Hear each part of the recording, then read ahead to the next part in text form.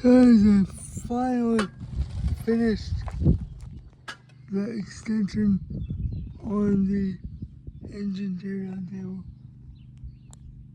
I replaced these boards here in the end so they match, and I put a little end board on it because it didn't reach all the way to the end, and I sanded all the edges completely smooth, so that's done.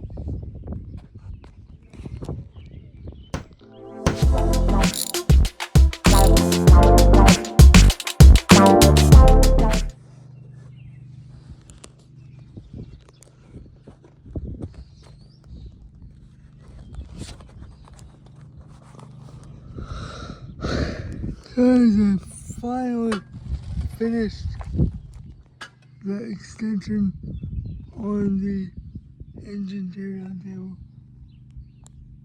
I replaced these boards here in the end so they match, and I put a little end board on it because it didn't reach all the way to the end,